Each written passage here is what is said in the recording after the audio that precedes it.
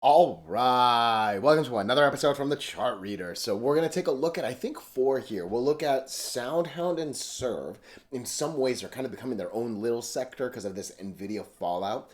And then we'll look at BBAI and Bullfrog AI. All right, if I have time, maybe I'll throw in Guard Force as well. But yeah, I think that's our one, two, three, four here. So interesting to see what happened on SoundHound yesterday, all right, and Serve today.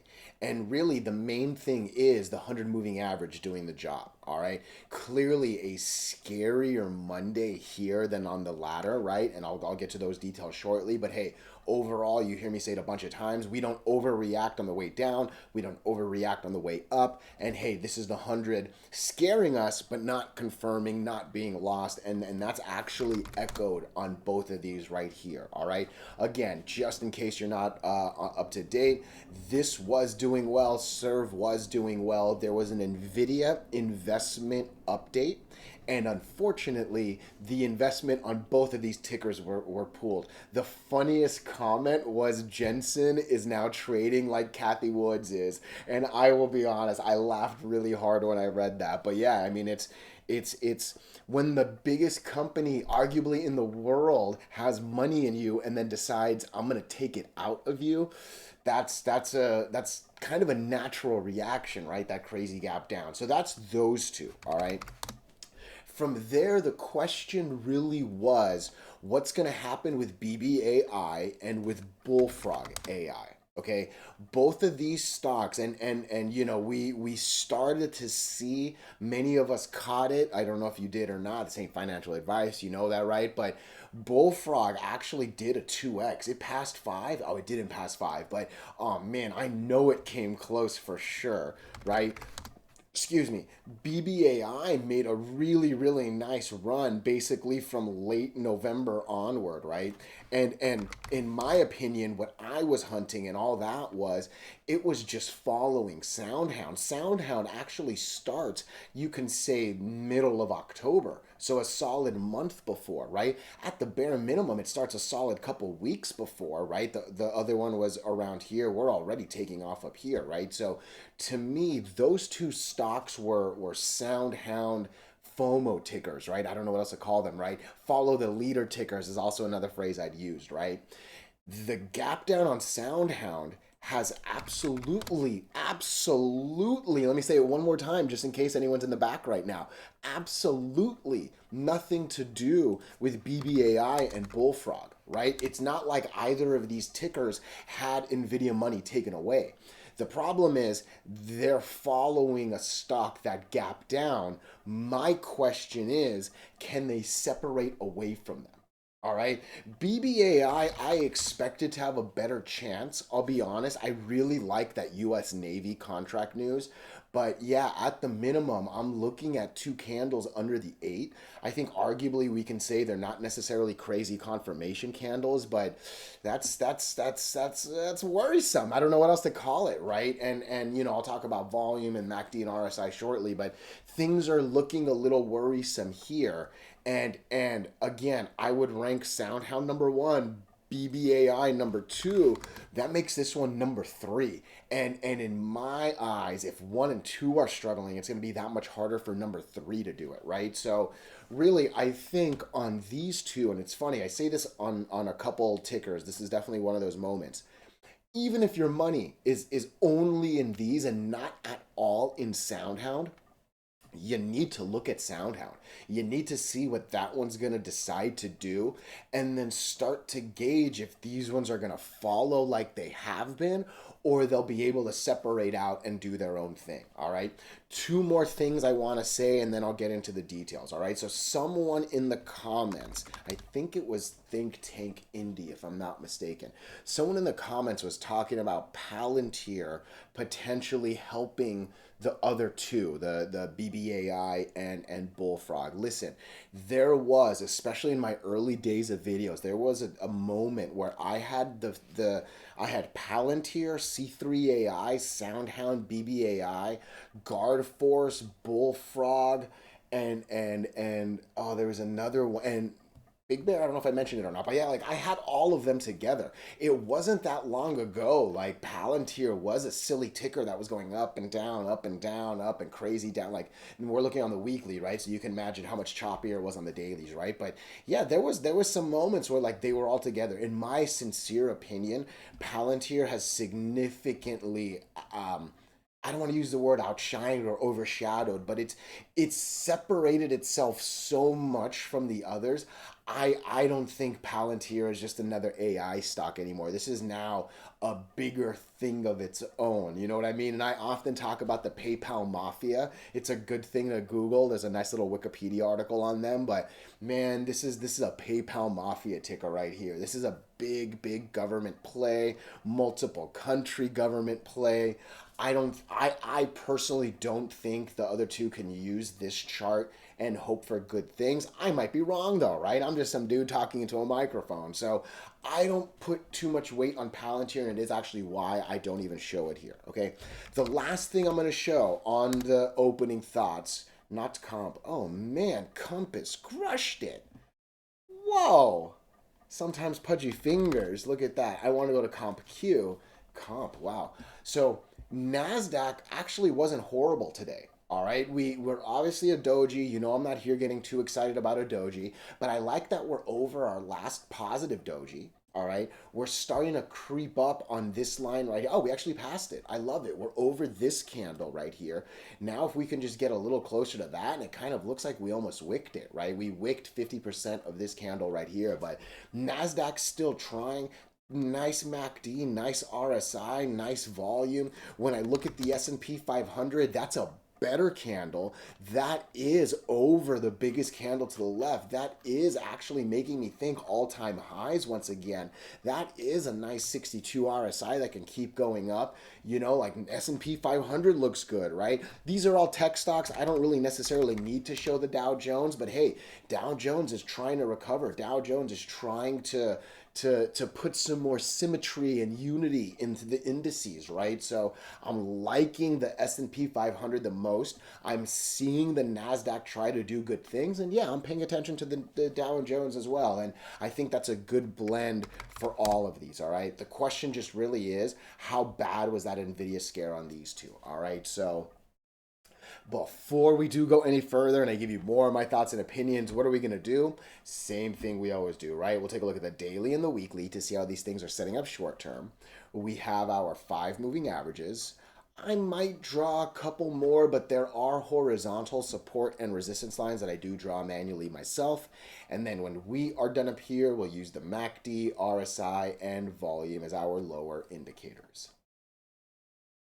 Hey, really quickly, if you can, please subscribe to this channel. Share this video online with your friends. Comment good or bad if you disagree. Look, anything you can do helps so much with these YouTube algorithms. But for real, just being here, giving me your time, oh, I'm so grateful for it, all right? So I just realized I went a lot more in depth in the opening thoughts than I expected. So if you skipped it, and you know I never say this, I'm never here to like pimp my videos either within or them, but go back if you want to hear some of my just general thoughts. I think I'm going to focus a little more on the technicals here because like I said, I don't want to repeat too much, but right now, and I've actually never done this before, right? Right now, I'm chaptering SoundHound and SERV together because they both had the exact same NVIDIA investment reaction.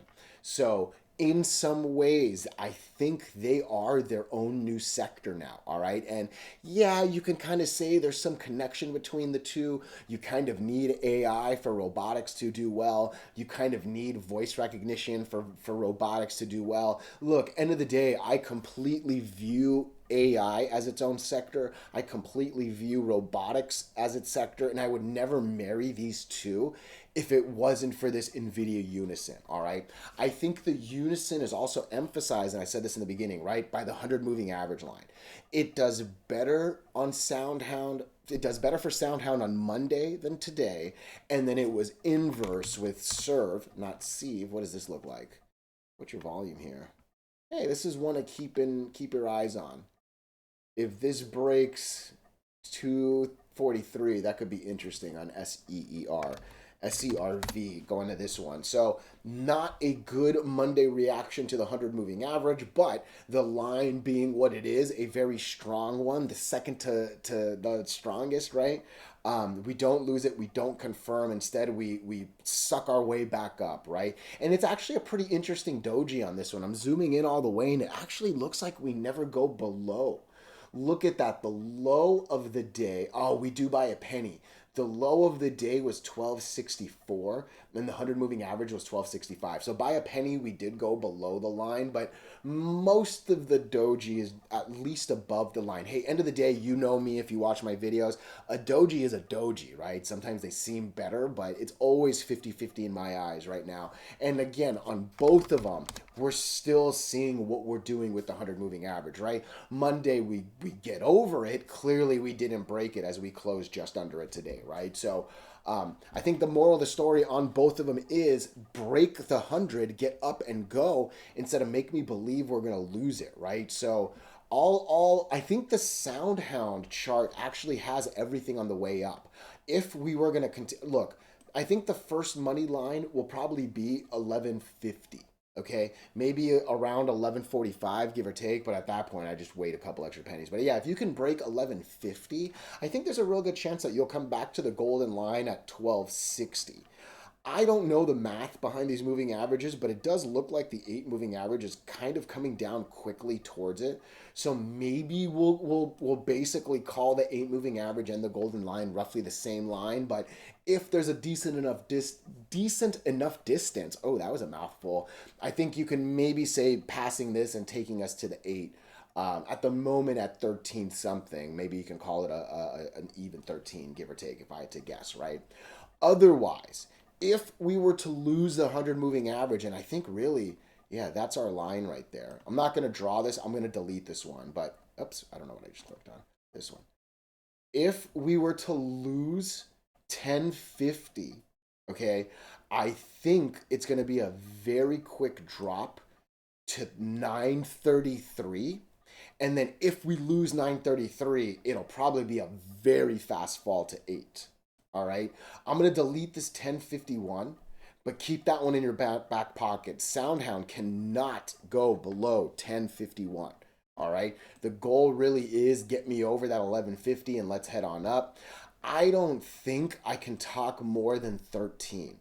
I think it might be a little difficult to get over these. But hey, let's just keep in mind that if NASDAQ can continue on up and go back to all-time highs, I think maybe that will help correct SoundHound, all right?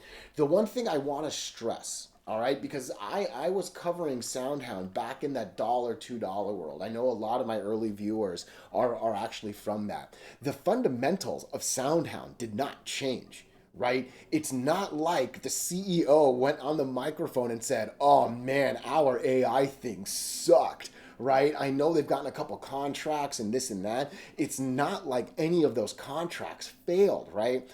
This was simply a investment update that you live by the sword, you die by the sword kind of thing, right? So to many, I know I saw 2023 gainers put a comment, like to many, this is a good dip opportunity, right? And you know I'm never here to use the words buy, sell, hold, right? When I talk about $8, that's really scary for some. That's a real good thing for others, right? So know how you're going to use the numbers, right? But I think the real important thing to end it with this before I go into serve, and you know I'm going to echo the exact same things. Nothing changed. The CFO was not embezzling money, right? The company didn't do anything wrong. We're just seeing the fallout.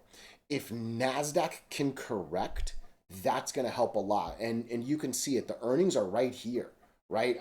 Roughly on the third or I'm sorry, on the 6th or the 7th of next month, right? So hopefully they say some good things there. I care far less about this being a negative number. I care far less about being the same 11 and obviously bigger than those. What I care about is, can they give me a negative 10 or are they going to give me negative 12 and worse, right? So let's go to serve. And again, it's going to be the same thoughts. I think there's at least one more line I can draw. If we're going to continue on up, we're going to have to get over that. You can see we basically wick that. I would actually even lower it to here. I think the big money line is 1380. If you can get over 1380, honestly, roughly speaking, you can almost call it that 1680 line, right? The 50 moving average is basically, let's just call it 16. I think if you can get over 1380, there's a real good chance at 16. If this loses 1212, oh man, I don't even know if this will hold it, but $11 would be a very quick next. And then ultimately, this is actually the next place is 950, right? So losing 1212 actually scares me a lot here, all right? And like I said, we had the lines here. I said this in the comment, and I think one of the cool things was people were actually comfortable kind of echoing their own losses. And most of the stock world, if you talk about losing, they call you a loser and they attack you and bash you, right? I lost the most money since chart readers started I lost the most money in about 2.5 years on that right there. I was playing the all-time high go. I saw the MACD and the RSI diverge. I saw the RSI was only at a 60. I saw volume trying and trying. Oh man, I went bigger than big. And I was not, sometimes it happens, right? There's no crystal ball. Sometimes the best of setups do great things. Sometimes they do horrible things and vice versa. Sometimes really bad ones end up doing amazing, right? It is what it is. Hopefully you smile and you laugh and you move on, right? But yeah, I think the lines are pretty self-explanatory. And one last time, Serve Robotics did nothing wrong. One of those robots didn't hit and hurt a child, right? The CEO didn't do bad things. CFO wasn't stealing money. The robots didn't all of a sudden get more expensive or blow up or something, right? Just an investment reaction. Let's see if NASDAQ can hold and support the tech world. Otherwise, we're going to see where the lines take this. And then honestly, I'm watching both of these still for sure, right? Volume will come back, everything calms down, everything recovers. I genuinely believe that.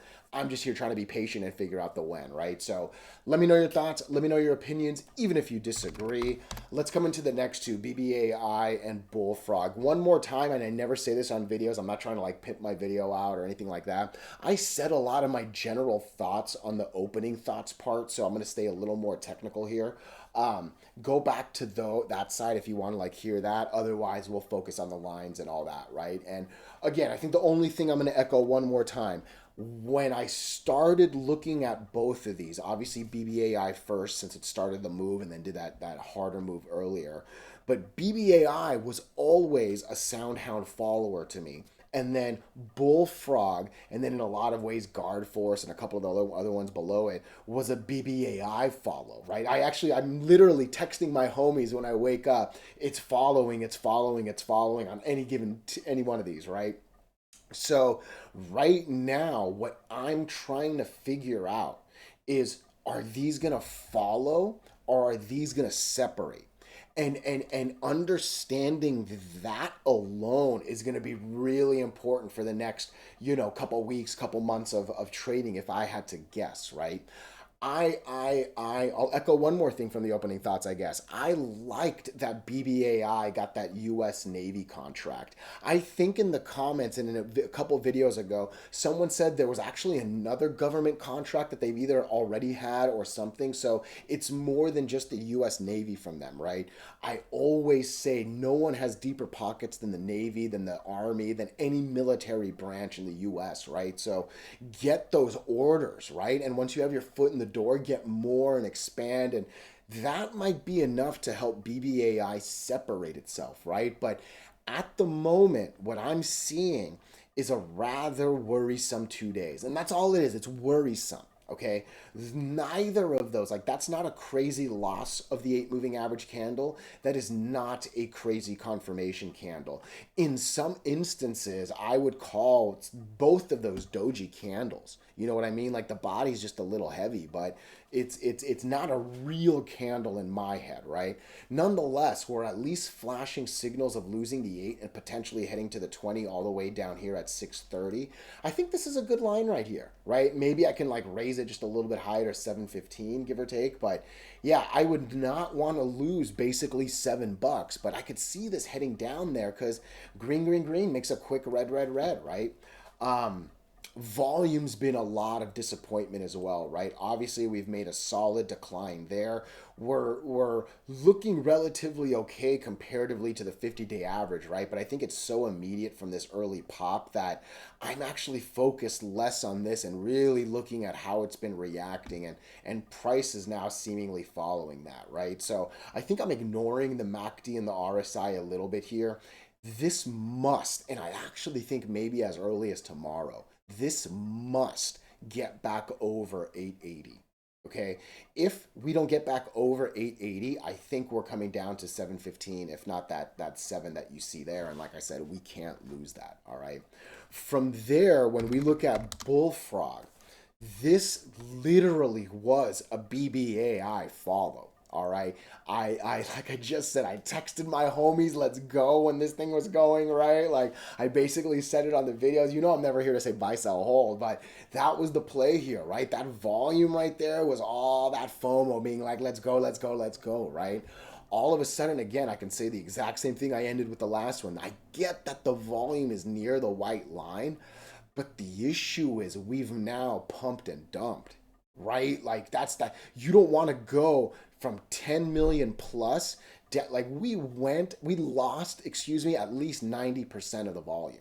I would guess, and let's just click, that's around 12. It's actually 14. So being at 1.4 would be a 90% loss. We're just under that, right? So maybe a 91, 92% loss right there, right? So that's a pump and dump right there, right? And it's hard to hold moving averages. It was really interesting to see this thing, excuse me, go up so early. All right, but no, not the sorry, the hour. Oh, I thought I saw it. Maybe I was looking at the 4 hour. No, it's not the. I forgot. Look, I thought I saw a view that very nicely showed most of. Maybe it was this right here. I don't know, but there was an attempt to break lines, and then I think this was probably the view. And for all I know, like I said, when I'm moving my, I don't think it was today. I think I was looking a different. I was so busy today. Oh my gosh, work's been kicking my butt actually. But nonetheless, let's just put that to the side. Let's talk the lines. Look, at this point, it seems like $3 is gonna be next unless we get over 334 tomorrow.